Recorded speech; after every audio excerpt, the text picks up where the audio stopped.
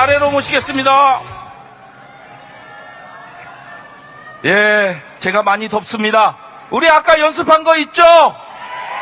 자, 오른손을 드시고 엄지척 국민 행복 국민 도구 국민 통합 국민 승리 대통령 기호 1번 지금은 예, 감사합니다. 우리 대통령 후보님의 연설을 들어보도록 하겠습니다.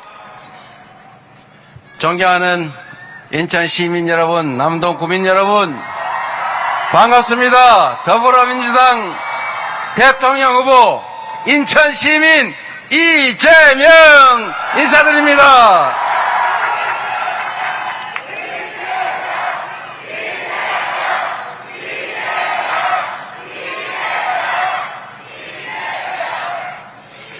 제가 인천 시민이 된 지가 3년쯤 지나는 것 같은데 이제는 정이 들어서 제가 진짜 인천 시민이 된 것 같습니다. 반갑습니다. 제가 인천시하고 인연을 가진 거는 제가 초등학교를 마치고 성남으로, 경기도 성남으로 이사를 와서 이제 공장 생활을 했는데, 제가 초등학교를 다닐 때 제가 선생님이 가르쳐 주는데 안 믿었던 게 하나 있습니다. 저는 분명히 이 냇물이 모여서 바닷물이 된다고 배웠는데, 내가 개구리 수영하면서 먹어본 물은 맹물인데 바닷물이 짜다고 하는 선생님 말이 믿어지지가 않더라고요. 실제로 제가 그걸 믿지 않고 있었는데, 제가 성남시에서 이제 공장 생활을 하다가 어느 날 이제 용돈을 좀 모아가지고 진짜 바닷물이 짠지 아닌지를 확인해 보려고 연안부두로 버스를 타고 우리 어머님, 아버님을 모시고 셋이서 연안부두로 놀러를 왔었습니다. 놀러를 와서 제가 바닷물을 맛을 봤죠. 근데 진짜 짜더라고요. 그리고 그 바닷가에 이렇게 기어다니는 개, 너무 신기해서 그 개를 몇 마리 잡아서 가져갔던 그런 기억이 있습니다. 왜 바닷물이 짤까? 저 바닷속에 소금을 만드는 무슨 뭐 그런 게 빠졌다면서요? 예? 맷돌, 네, 맷돌도 있고, 인천을 상징하는 단어가 있죠. 해불양수라고. 바다는 탁한 물이든지 맑은 물이든지 다 가리지 않고 받는다. 그게 인천의 통합의 정신 맞습니까? 그리고 인천 시민들은 언제나 전국 평균을 잘 지킨다고 해요.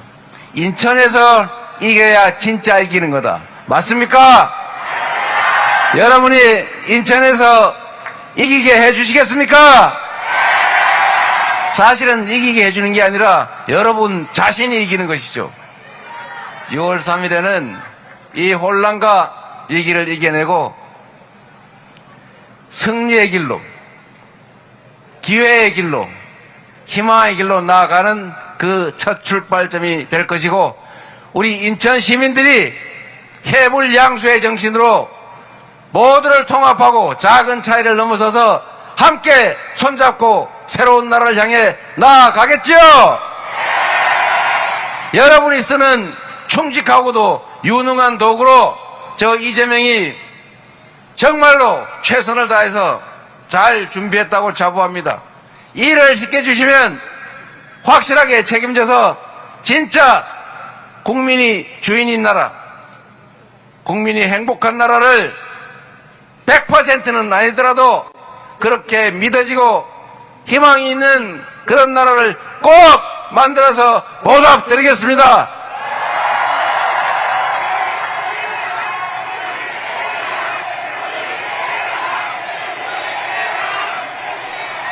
사실 인천 하면은 대한민국 최초로 개항된 곳이고 대한민국 근대화가 시작된 곳이기도 합니다. 그리고 지금도 대한민국 성장 발전의 관문 역할을 하고 있죠. 부산이 계속 인천을 비교를 하더라고요. 안타까운 일이죠. 인천도 발전하고 부산도 발전해야 되는데 부산은 퇴락하고 인천은 발전하니까 부산이 자꾸 소외감을 느끼고 있더라고요. 그래서 제가 이제 온난화 때문에 30년대가 되면 북극 항로가 열리게 된다.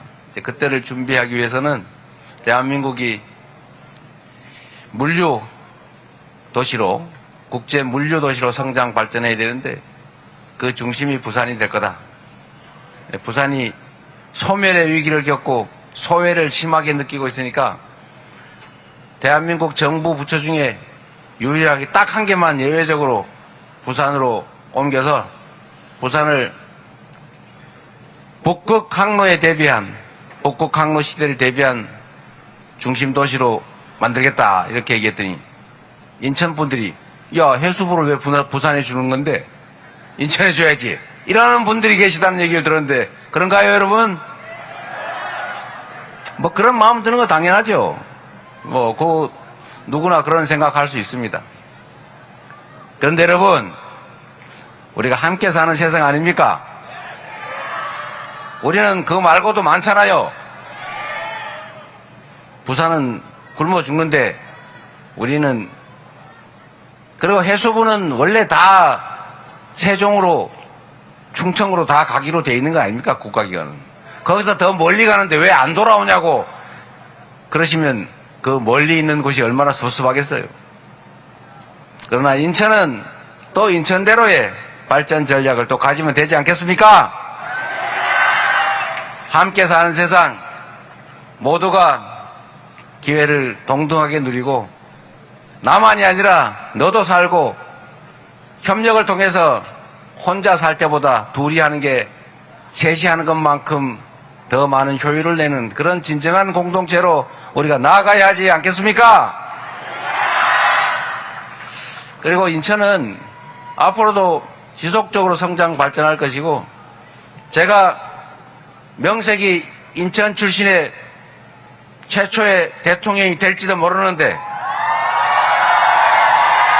팔이 안으로 굽는다고 제가 사는 동네를 제가 더 잘 챙기지 않겠습니까 여러분?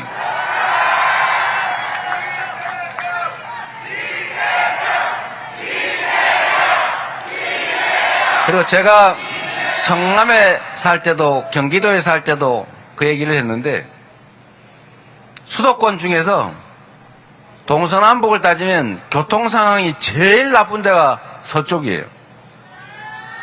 실제로 제가 이사를 와서 출퇴근을 해보니까 아침에 밤에 차 없을 때는 25분 3분이면 23분이면 왔다 갔다 하는데 아침에는 1시간 40분 걸리고 그래요.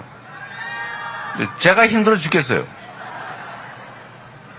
그래서 이런 교통 문제나 이런 기반시설 문제도 제가 체험을 했으니 각별히 잘 챙기도록 하겠습니다. 그리고 여러분 기억 하나 해주실 게 있어요. 대한민국 근대 정치사에 참 가슴 아리고 슬픈 일이 많이 있죠. 저는 해방 이후에 가장 가슴 아픈 일은 김구 선생이 총을 맞아 피살당한 겁니다. 참으로 안타까운 일이죠. 두 번째로 가슴 아픈 일이 하나 있어요. 인천이 낳은 정말로 훌륭한 정치인 조봉암이라고 있었죠. 대한민국이 이 농경사회, 소위 봉건사회에서 근대적인 자본주의 사회로 넘어올 때 제일 중요한 게 농지개혁이었습니다. 농지를 지주로부터 다 환수해서 소작농들에게 작용할 수 있도록 농지를 분배해 줬잖아요. 이거 아무 나라들이 할 수 있는 일이 아닙니다. 대한민국의 자본주의 시장 경제가 제대로 시작되게 된 것, 지속적으로 대한민국 경제가 성장하기 시작한 것은 바로 이 농지개혁 시작되고부터입니다. 이 농지개혁을 실제 주도했던 사람이 조봉암이라는 분이었죠. 국민들에게 인기도 참 많은 사람이었어요. 이승만 정권이 못된 짓도 많이 했고 비난받을 것도 많지만 사실 이 농지개혁 하나는 정말 인정해 줄 성과입니다. 그런데 이 조봉암 장관을 국민들이 인기가 많으니까 이승만 정권이 없는 죄를 뒤집어 씌워가지고 간첩이다, 반국가단체, 이적단체를 만들었다고 조봉암이 만든 정치단체를 국가보안법 위반으로 무슨 북한 사람을 만나가지고 불법 공작금을 받았다고 모함을 해가지고 사법살인을 냈어요. 사형 선고를 한 다음에 기소해서 진짜 사형 집행을 해버렸습니다. 그래서 이 국민을 위한 정치의 싹이 싹둑 잘려버렸죠. 그리고 그 다음에 또 있었던 일이 다른 일도 많지만 장준하라고 하는 그 걸물이 산에서 갑자기 비명형사했죠. 유해를 발굴해 보니까 머리에 장돌이 구멍만한 요만한 구멍이 뻥 뚫려 있더라. 누가 망치로 때려서 죽였다고 보이지죠.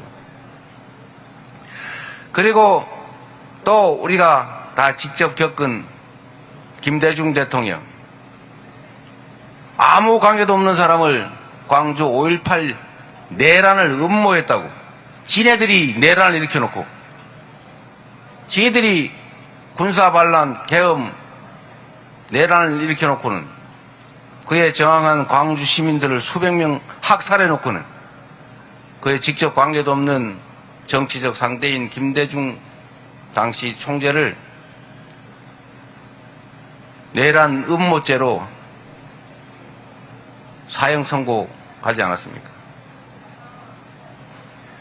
이게 우리의 아픈 근대사죠. 이 아픈 근대사가, 이 현대사가 끝났느냐? 끝났습니까, 여러분? 지금도 여전히 계속되고 있죠. 제가 목에 칼을 찔려서 1mm 차이로 겨우 살아났습니다만 지금도 이렇게 방탄 유리를 설치하고 경호원들이 경호하는 와중에 연설을 하지 않습니까? 좋아진 게 없죠. 그리고 여전히 이 내란은 끝나지 않고 지금도 2차, 3차 내란이 계속되고 4차, 5차 내란을, 그 내란의 잔당들이 국가기관에 여전히 남아서 숨어서 4차, 5차 내란을 꿈꾸고 있습니다. 이런 나라는 미래가 암울하죠. 우리 위대한 국민들의 큰 역량으로 그 위기들을 이겨내고 이 내란을 진압해 나가고 있지만 여전히 그 위험성은 완전히 제거되지 않았다는 것입니다. 그래서 여러분, 이번 6월 3일 선거는 이 내란 세력들 5천만이 함께 살아가는 이 진정한 민주공화국 공동체를 자신들의 사적 이익을 위해서 권력을 남용하고 기득권을 유지하기 위해서 다수 대중들을 절망시키게 하는 그들이 다시는 이 나라를 함부로 농단하지 못하도록 만드는 첫 출발점이 되어야 됩니다. 이번 6월 3일 여러분의 힘으로 새로운 나라, 상식적이고 진짜 공정과 상식, 그 노래 부르는 그 공정과 상식 말고 진짜 공정하고 상식적인 나라, 그런 정의로운 나라 꼭 만들어야 되겠죠. 그게 바로 이번 6월 3일 선거입니다. 그게 첫 출발입니다. 그게 여러분이 해줄 수 있는 일이고 해야 될 일입니다. 동의하십니까, 여러분? 6월 3일에는 이 내란을 완전히 진압합시다. 그리고 부당하게 권력을 남용해서 부당하게 기회를 독점해서 많은 사람들의 희망을 빼앗고 많은 사람들의 기회를 빼앗아서 소수가 독식하면서 전체의 발전조차 가로막는 이 비정상을 지금부터는 개선해서 나중에는 완전히 제거합시다.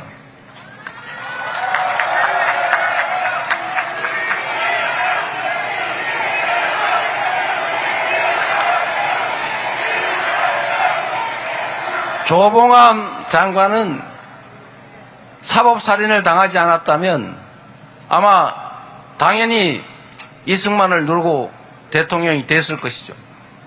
그리고 대한민국의 역사는 바뀌었겠죠. 이렇게 한순간의 선택이 국가의 운명을 좌우하지 않습니까? 이번 6월 3일은 이 대한민국이 과거로 계속 퇴락해 갈 건지 희망의 미래로 나아갈 것인지 망할 건지 흥할 건지 국민을 위한 나라가 될 것인지 국민이 이용당하는 나라가 될 것인지 진짜 민주공화국이 될 것인지 가짜 공화국이 될 것인지가 결정됩니다. 그 첫 출발은 바로 여러분의 손에 달려 있습니다. 투표지는 총보다 강합니다. 투표가 탱크보다 강하다. 바로 여러분 한 분 한 분이 새로운 역사를 만드는 바로 그 총알이다. 동의하십니까, 여러분? 자신 있습니까? 할 수 있습니까? 준비됐죠? 확실하게 해 지웁시다, 여러분.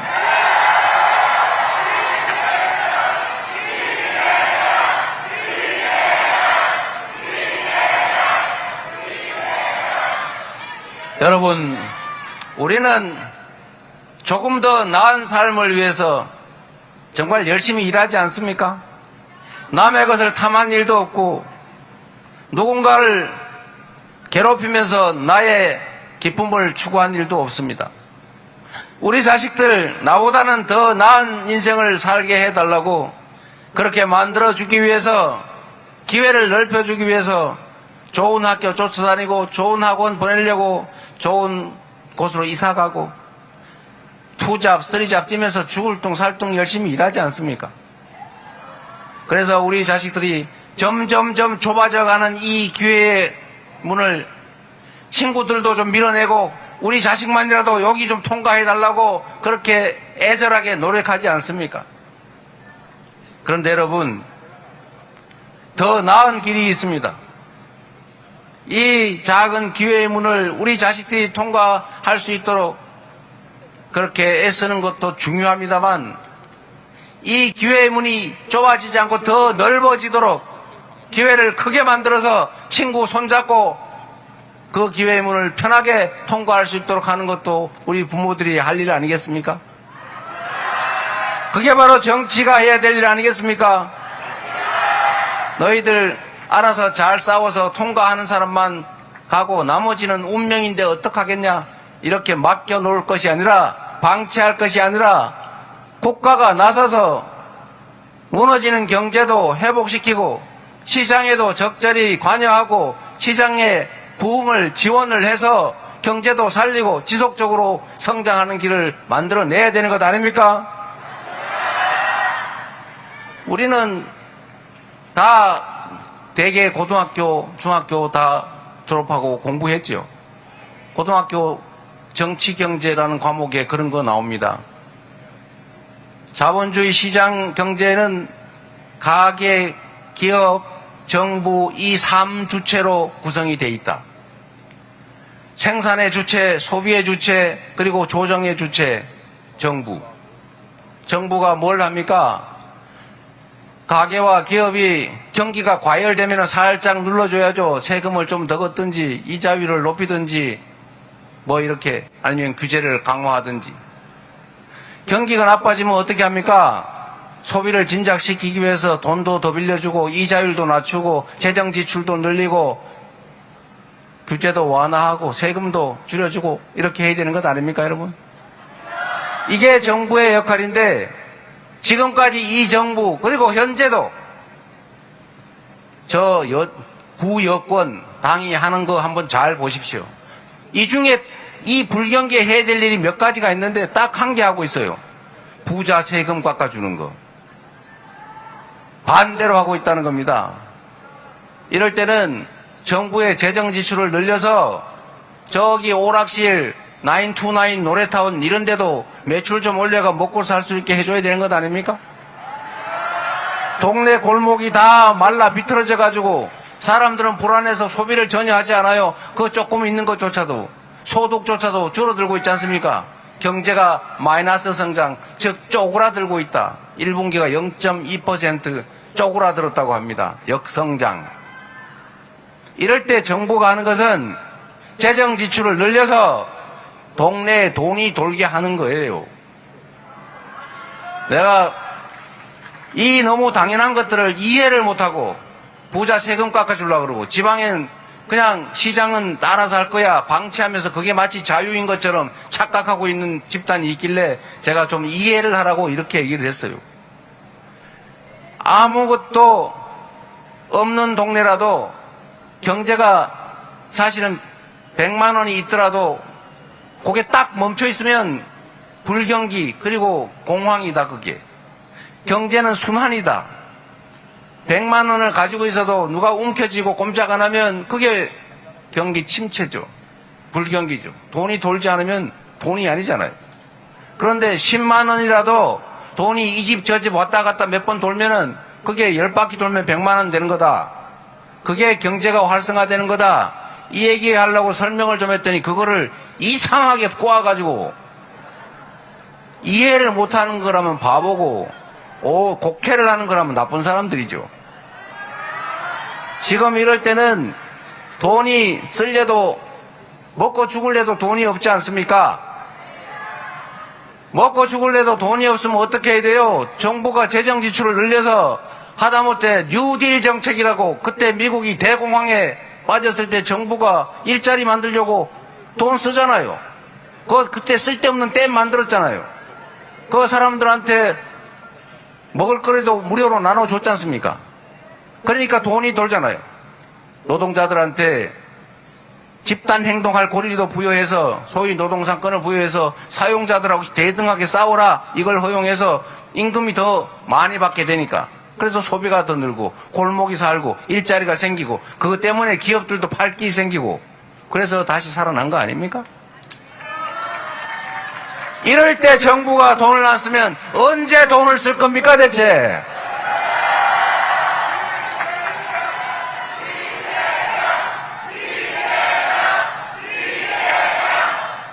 그리고 여러분 참 한심한 얘기가 또 있는데 여러분도 그 얘기를 잘 들어주십시오. 나라 빚이 천조 원이 넘었다는 둥 이런 소리 하면서 절대 나라가 빚을 지면 안 된다는 이런 무식한 소리 하는 사람들이 있어요. 우리나라 1년 GDP 국민 총생산이 2,600조 원입니다. 그런데 1,000조 원이면 국가 부채가 50%가 안 되는 거잖아요. 다른 나라는 다 국가 부채가 110% 이렇게 넘습니다. 그리고 코로나 때 경제가 죽으니까 다른 나라는 GDP 국가 총생산의 10%, 15% 심하게는 20% 가까이 빚을 지면서 국민들을 지원해 줬어요. 그런데 우리나라는 국민들한테 공짜로 주면 안 된다는 희한한 생각 때문에 그냥 돈 빌려만 줬어요. 자영업자고 민간이고 다 돈 빌리는 바람에 다 빚쟁이가 됐다고요. 그래서 대한민국은 다른 나라는 코로나 때 다 국가 부채가 늘어났는데 대한민국은 똑같거나 줄어들었어요. 대신에 가계부채, 민간부채가 확 늘어났습니다. 결과는 어떻게 됐습니까? 다 빚쟁이 됐죠. 그래서 지금 다 가게 문 닫고 있죠. 이자 내느라고 소득도 다 얼마 안 되는데 빚 갚느라고 정신이 없지 않습니까? 그래서 경제가 죽고 있잖아요. 국가부채 48%로 낮추니까 기분 좋습니까? 그래서 누가 덕을 봤어요? 다른 나라들은 10%, 15%, 20% 국가부채가 더 늘어나면서 민간을 지원해서 민간이 살았습니다. 대한민국은 국가부채 안 늘어났다고 좋아하고 있던데 대신에 민간인, 국민들, 자영업자들이 빚이 잔뜩 늘어나가지고 그냥 빚쟁이가 돼서 다 망했어요. 대체 뭐 하는 겁니까, 이게?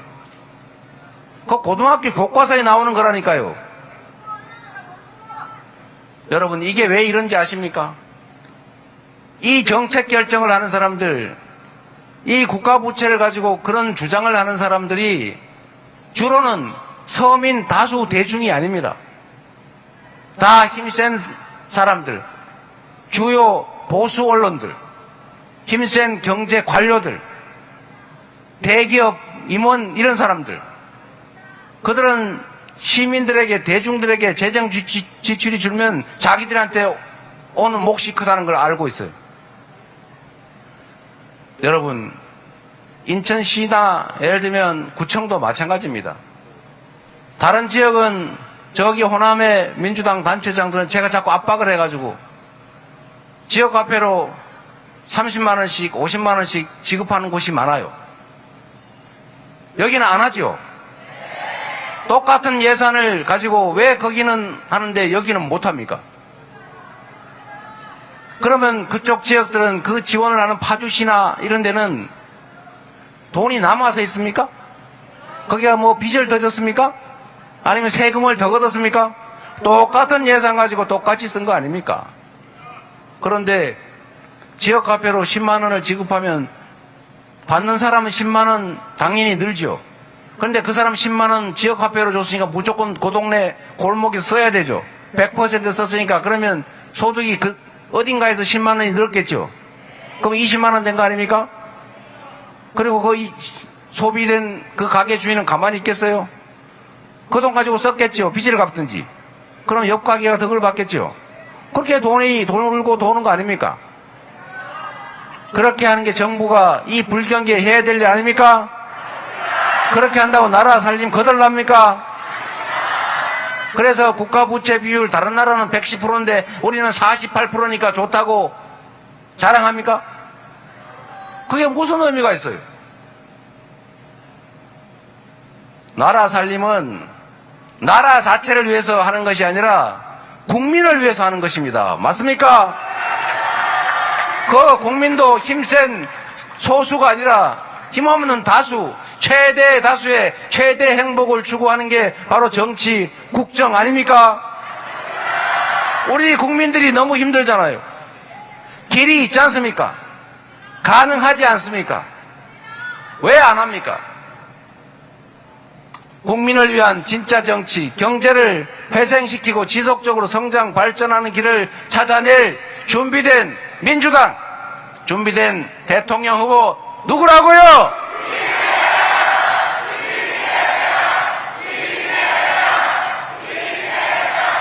여러분, 우리는 지난 3년간 너무나 많은 것을 잃고 망쳤습니다. 희망을 잃어버렸고 평화가 망가졌고 민생이, 경제가 파괴됐고 외교적으로도 대망신을 당했죠. 국격은 훼손됐습니다. 전 세상의 5대 군사강국, 10대 경제강국, 그리고 전 세계인이 한국말로 된 노래를 흥얼거리고 한국말 하는 드라마, 영화 보면서 한국어 배우고 한국에 여행 가는 게 꿈인 그런 대한민국이 뜬금없이 12월 3일 밤에 군사 쿠데타, 비상계엄, 저기 후진국에서나 일어나는 그 일이 벌어졌다고 하니 전 세계가 얼마나 놀랐겠어요.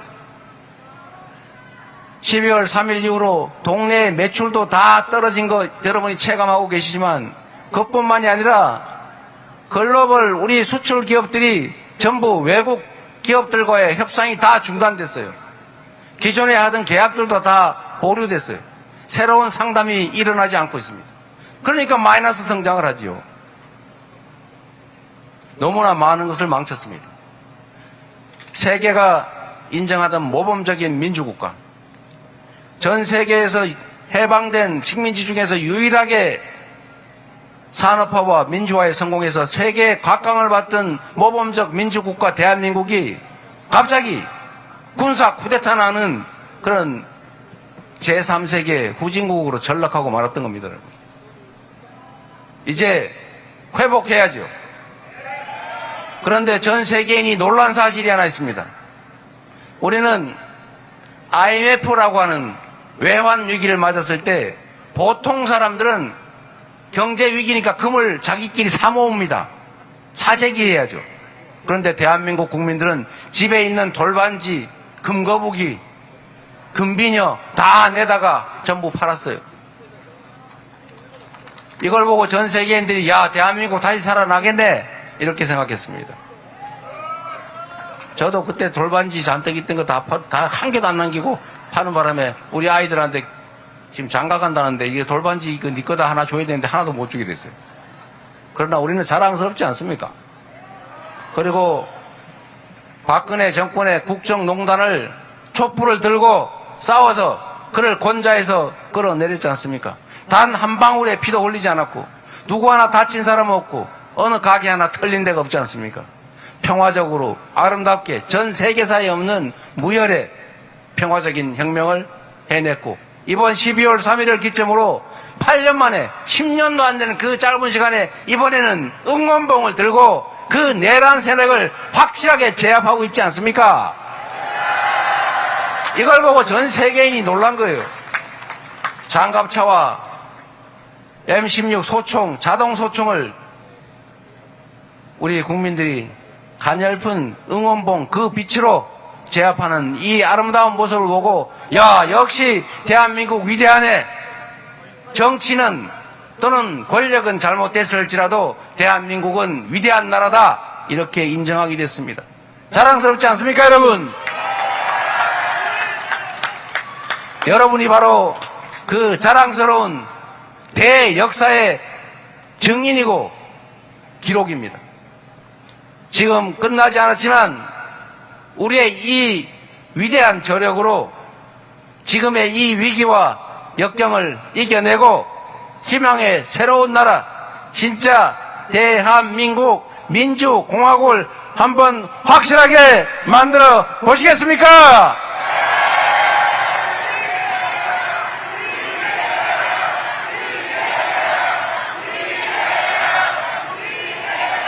자신감을 가지면 좋겠습니다.